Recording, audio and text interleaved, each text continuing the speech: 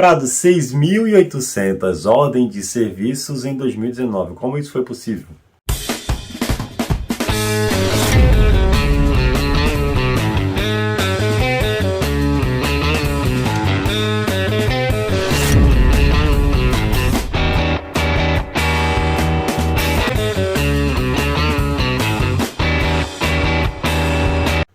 Bom, eu poderia falar para vocês que fez tudo parte de uma estratégia, que nós já tínhamos esse número nas nossas metas, mas na realidade não. Eu comecei a empresa de chão de geladeira, passava às vezes uma semana fazendo a preparação para poder pintar uma geladeira. Então você imagina chegar em 2019 e executar 6.800 ordens de serviço. Essa conquista, esse recorde que nós batemos, fez parte de um grande contexto, né? E é isso que a gente vai fazer aqui nesses vídeos para que vocês entendam um pouco como foi possível chegar a esse número. Mas a primeira coisa que eu gostaria que vocês anotassem aí nesse primeiro vídeo é em relação ao produto. O produto que nós vendemos, nós não vendemos ar-condicionado, fluido, tubulação, nós vendemos mão de obra. Então a primeira coisa para você conseguir ter essa consistência é se preocupar com a sua mão de obra, porque é isso que vai fazer diferença no seu negócio. Agora, existem outras coisas, né? Como, por exemplo, toda uma estrutura de bastidor. Porque por mais que antes da pandemia, nós tínhamos 26 equipes operando todos os dias. Agora você imagina, para ter 26 equipes operando, nós precisamos de uma estrutura atrás dos bastidores gigantesca. De pessoas, gerente, engenheiro, encarregado, RH, financeiro, comercial. Teve dias da gente elaborar 54 propostas em um dia, um sábado, que precisou o pessoal inclusive fazer hora extra para elaborar tanta proposta, né?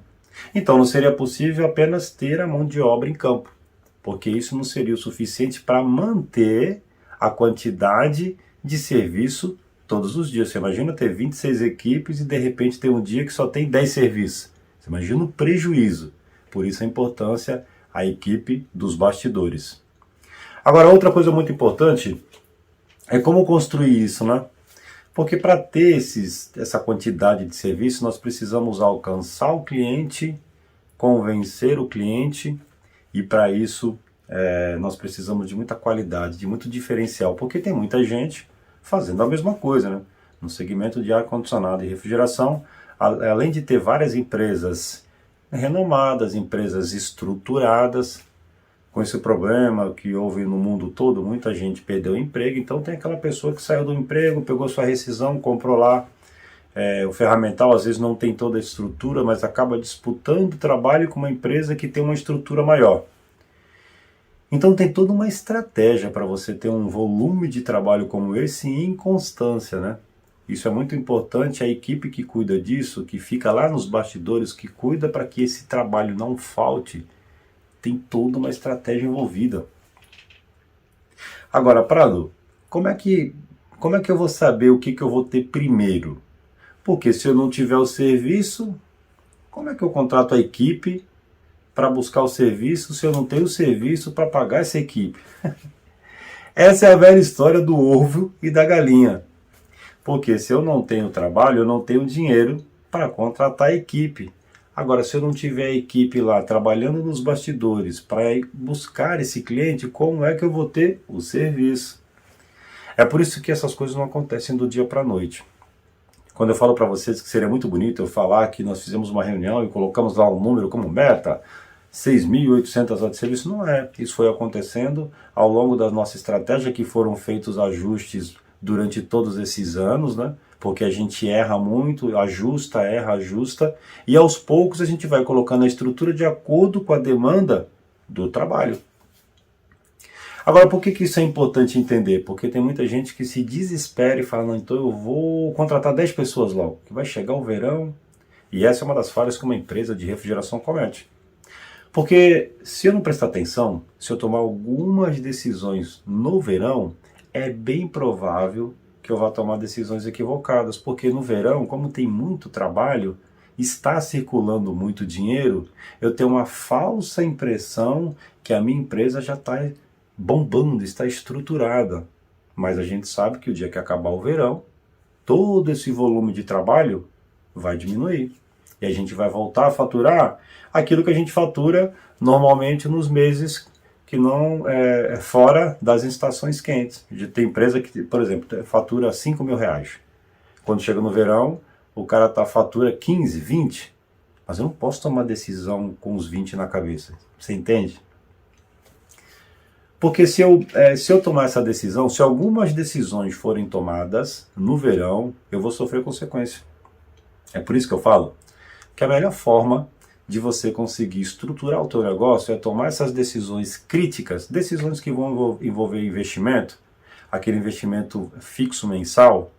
A melhor época para fazer isso é no inverno. Fala, pô, tá maluco, cara? O inverno é o pior mês do refrigerista exatamente por isso.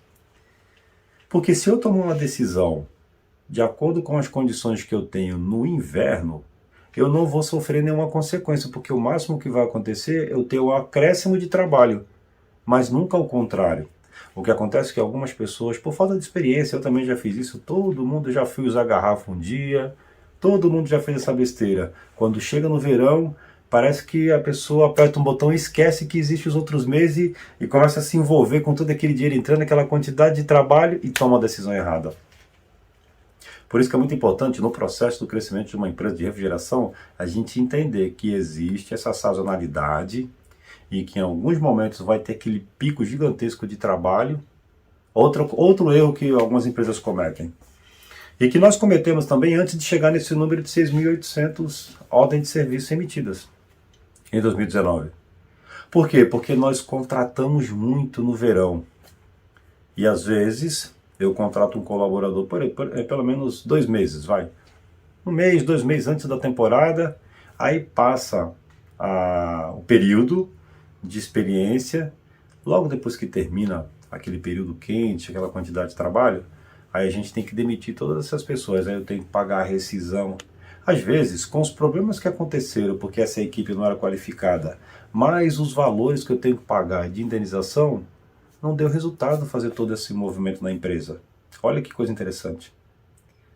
Então, talvez é melhor você não se preocupar com toda essa logística no verão, não, Prado, mas se eu contratar mais uma equipe, eu vou ter mais lucro, porque eu vou conseguir fazer mais serviços no verão. Mas vamos imaginar uma equipe, para conseguir executar um trabalho que vai te trazer lucratividade, ela precisa ter autonomia.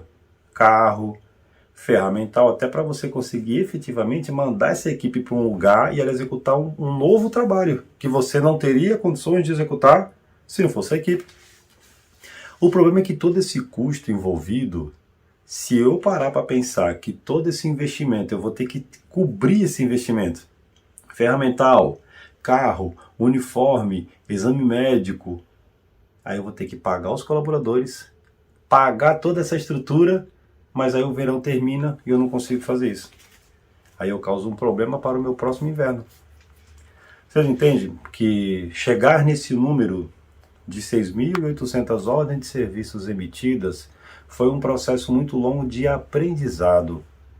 Porque nós entendemos que no nosso segmento eu preciso estar preparado para operar ao longo dos 12 meses, mas eu preciso entender e não me iludir com o verão. Então tem muitas empresas que se arrastam até o verão, aí quando chega no verão, toma mais decisões equivocadas, e aí quando esse verão termina, se junta com os problemas do ano inteiro que veio com a quantidade baixa de serviço, e aí eu me prejudico. Então aqui vai uma estratégia para a gente conseguir solucionar isso. Contratos de manutenção, que vai te trazer previsibilidade. Eu vou poder contratar o colaborador ao longo dos 12 meses, então eu consigo treinar melhor, eu consigo estruturar melhor, e eu não preciso ficar naquele desespero dos 2, 3 meses do verão. Percebe a diferença?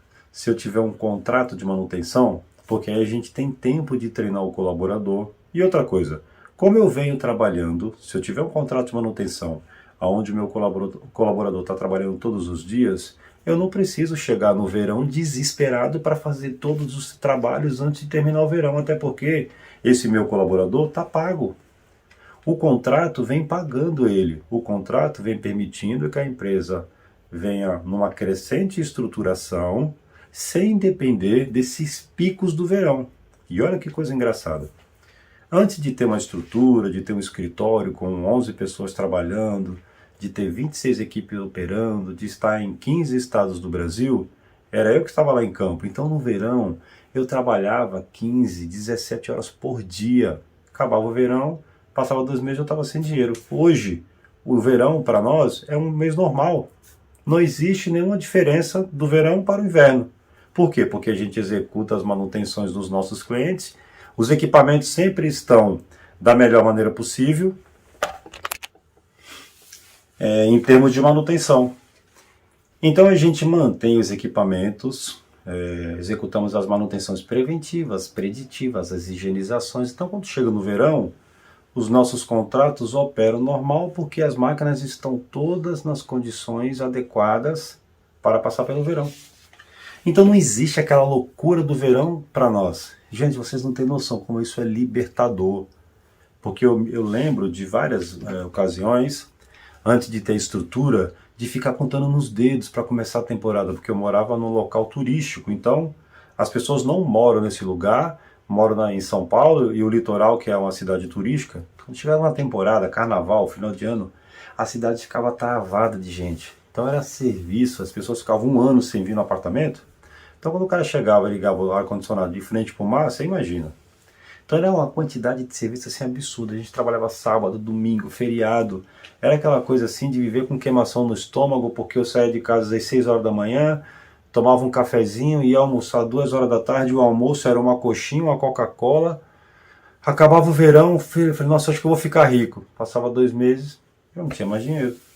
Porque aí eu saía de um faturamento de 30 mil reais, 40 mil reais e voltava com um faturamento de 4 mil, 6 mil reais. Então você cria uma estrutura para atender toda essa loucura, depois bruscamente você tem que se desfazer dessa estrutura, daqui a pouco chega o próximo temporada, você tem que fazer a estrutura de novo, ou seja, gente, isso é uma vida maluca. Então nesse contexto eu nunca conseguiria chegar a executar 6.800 ordens de serviço, porque vocês imaginem como é manter e criar 26 equipes. Quando eu estou falando 26 equipes, vocês imaginam, são 26 cilindros de nitrogênio, 26 bombas de vácuo, 26 vacuômetros, é tudo 26, gente. Então essa estrutura foi sendo criada ao longo dos anos, mas o ponto determinante foram os contratos de manutenção. Porque isso traz uma previsibilidade de saber o seguinte, bom, fechei um contrato de 12 meses, qual é o valor do contrato? Sei lá, 40 mil reais. Então eu sei que vai entrar 40 mil reais nos próximos 12 meses. Bom, então eu já sei que vão entrar quase R$500 mil, porque vai entrar 480 mil reais desse contrato ao longo de 12 meses. Com isso, a gente consegue se planejar, eu consigo saber se eu compro um carro, se eu contrato um colaborador, mando esse cara para um lugar para fazer treinamentos. Então olha a diferença, né? Então, quando as pessoas me perguntam sobre esse número não foi criado da forma tradicional de uma empresa de ar-condicionado que vive nessa sazonalidade do verão. Gente, é impossível. Quem está falando é um cara que tem mais de 30 anos de ar-condicionado e eu posso afirmar para vocês, se não tiver essa previsibilidade, se eu não tiver condições de prever os próximos 12, a gente fecha contrato de 36 meses. Então são contratos de 3 anos. Então olha a diferença de eu estar hoje aqui, acabar de fechar um contrato e falar, caramba, nos próximos 36 meses eu fechei um contrato de 10, 15, 20, 50, não sei. Imagina um contrato de 60 mil reais e você ter a certeza absoluta que nos próximos 36 meses pode estar chovendo canivete e vai entrar esse valor na sua conta. Percebe a diferença de você conseguir se estruturar? E aí a gente implantou a indústria 4.0 na empresa, porque todo esse volume de trabalho, se não tiver um controle, fica uma coisa difícil de administrar. Então as ordens de serviço são eletrônicas, nós temos uma coordenação de serviço. Então como funciona na empresa? Quando o telefone toca, uma pessoa atende, marca uma visita, uma pessoa vai fazer uma visita com um checklist eletrônico, preenche com todos os dados, isso vai para a mão do nosso pessoal da coordenação de serviço, depois vai para o comercial que elabora uma proposta, manda para o cliente, se o cliente aprovar, outra pessoa vai executar e isso tudo é amarrado num software que todo mundo controla via celular. E aí a gente consegue ter o histórico de tudo na nuvem. De qualquer lugar que eu estiver, eu saco meu celular e eu consigo saber tudo que está acontecendo. nos nossos contratos, a gente consegue prever e programar as manutenções anuais. Então, se qualquer trabalho deixar de ser executado, por exemplo, um PMOC, dispara um alarme, aí manda e-mail para as pessoas responsáveis, para o gerente, para o encarregado, em alguns casos manda no meu telefone também, quando são coisas críticas. Então, não é uma coisa que você estala os dedos e, olha, agora, ano que vem eu vou executar 6.800 ordens de serviço. É um processo muito longo que nós envolvemos várias pessoas. Então, 100 pessoas numa empresa de mão de obra é impossível. Só que, à medida que você vai colocando pessoas, se você não tiver um processo, fica difícil de você conseguir administrar. Esses dias eu fiz um vídeo, coloquei lá o que seria um fluxograma de uma empresa, desde a hora que o telefone toca até a hora que você emite a nota fiscal para cobrar o cliente. Gente, numa empresa grande, numa empresa pequena, como funciona? Tem gente que fala, não, Prado, eu não preciso de um processo, é muita frescura. Só que o cara é o cara que atende o telefone, que vai fazer a visita, que faz a proposta, que vai comprar o material, que vai executar o serviço e que paga as contas. Ou seja, ele é a pessoa que faz tudo. Tão logo, ele consegue fazer apenas 1, 2 serviços num dia, no máximo, até porque ele tem que passar a cuidar dessa parte administrativa. Agora, numa empresa grande, cada parte dessa é uma pessoa. Então, vocês imaginam como administrar tudo isso se eu não tiver um processo, um procedimento para que todos que estejam envolvidos nesse contexto enxerguem a posição de cada um e saibam o que tem que ser feito e a hora que precisa ser feito. Então, chegar em 6.800 horas de serviço foi um processo gigantesco de estruturação, mudança de mentalidade, instalação de muito processo e procedimento, treinamento de pessoas e também uma coisa muito importante. Quer entender as tendências do mercado e se preparar para estar sempre um passo à frente da nossa concorrência em relação à tecnologia, modernização, por exemplo, com a indústria 4.0, com qualidade do ar, com purificação de ar, a mesma tecnologia da Estação Espacial da NASA. Então são todas essas coisas que vão criando um diferencial para você conseguir se destacar no segmento.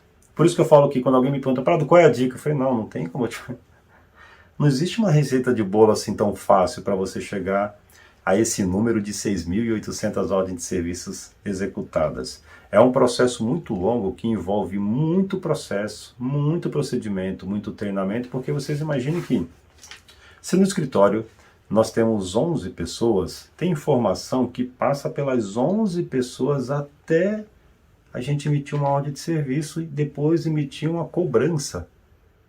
E até alguns tempos atrás, era eu que fazia tudo. E eu era essa pessoa que atendia o telefone, que fazia a visita, que fazia a proposta, que comprava a peça, que executava, que cobrava e que pagava a conta. Quando a empresa começou a crescer, eu percebi que a gente errava muito. Mas nós errávamos porque não existia um processo. Então uma pessoa começava a fazer uma parte, né? Começava a girar uma engrenagem de todo esse processo. Chegava na metade do caminho, ele não sabia se era para continuar, se era para parar, e a outra pessoa não sabia que tinha que pegar esse bastão. Então, sem processo, sem pessoas, sem processo, procedimento, treinamento, isso não acontece. Fora isso, nós temos uma estratégia para poder manter essa quantidade de trabalho, né? Isso também é muito importante. Imagina você criar uma estrutura, esse é o pior cenário, viu, gente? Criar uma estrutura e de repente ficar um carro, um ajudante, um mecânico sentado porque não tem um trabalho. Esse é o pior dos mundos, porque essa mão de obra tem um custo por hora e todos os dias que ele ficar sem trabalhar é um dia a mais que você teria que faturar e a hora que juntar com o outro dia, ou seja, isso vira uma bola de neve, chega no final do mês, você não tem dinheiro para pagar toda essa estrutura. Então, por isso que tem que ser uma coisa gradativa.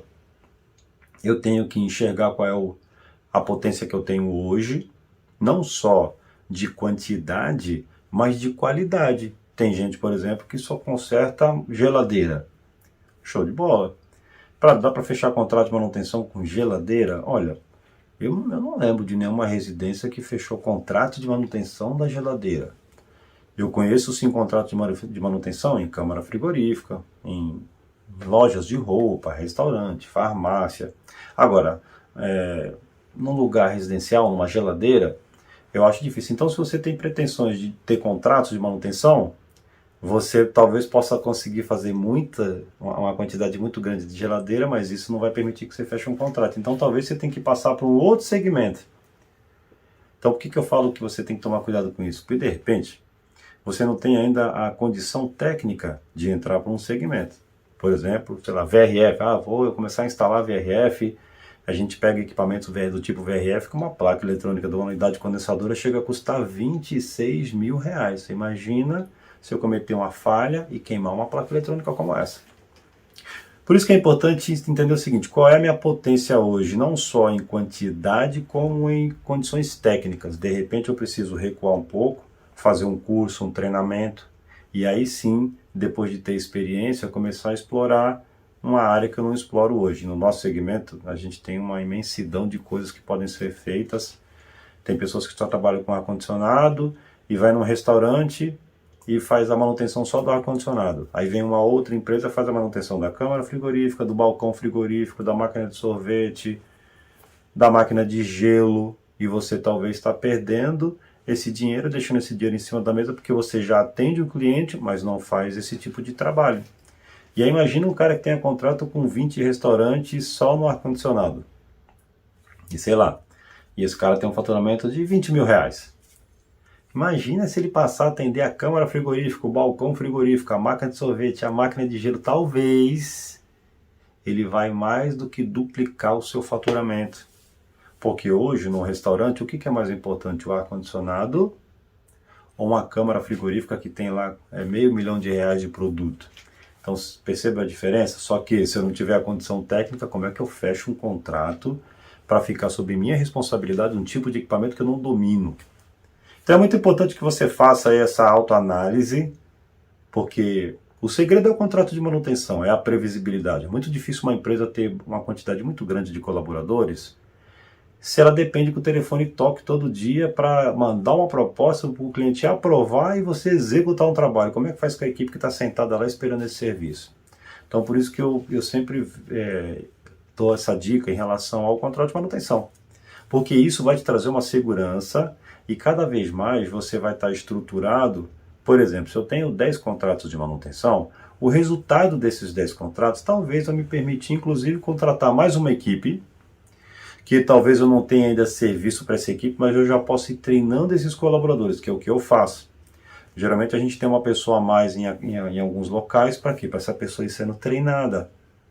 Então eu reduzo um pouquinho o meu lucro, né, que eu teria, mas eu tenho mais uma equipe sendo treinada. Aí sempre que aparece um contrato novo, a gente pega, desloca uma equipe que já está treinada dentro dos nossos processos. Imagina se eu acabasse de pegar uma pessoa e fosse levar. Sabe o que? Eu ia acabar de romper, eu ia romper toda a estrutura que nós temos de treinamento, de processo. Por quê? Porque esse cara acabou de chegar e eu já tive que mandar ele para um contrato. Então, os contratos de manutenção te permitem isso. Talvez ter uma pessoa a mais um contrato, um ajudante, um outro contrato que tem uma lucratividade um pouco maior, talvez você coloque um mecânico a mais. Se você já tem alguma perspectiva de pegar um contrato, aí você já vai treinando essa equipe dentro do teu processo, do procedimento, para esse cara ficar apto para assumir um contrato de manutenção. Então, gente, não existe mágica, existe sim uma receita de bolo gigantesca com vários ingredientes, com várias regras, que não é tão simples como uma receita de bolo de fubá, mas é possível ser feito. Nós temos aí essa grande vitória, que é essa quantidade de 6.800 horas de serviço executadas em 2019, que é uma honra muito grande para nós, é uma grande vitória, mas existem várias ações, várias decisões que têm que ser tomadas para que você consiga chegar nesse objetivo. Para chegar com consistência, né? Não adianta a gente fazer de qualquer forma e depois você começar a ter prejuízo e aí o molho vai ficar mais caro que o peixe, mas fique ligado nas nossas redes sociais. Se você estiver assistindo no YouTube, dá um like aí, começa a seguir, porque a gente vai colocar sempre informações em relação à parte de empreendedorismo. E se você puder, vem seguir a gente também aqui no Instagram, porque também colocamos elementos, informações, discussões sobre a parte de empreender, que é isso que vai transformar o teu negócio. Nos vemos nos próximos vídeos.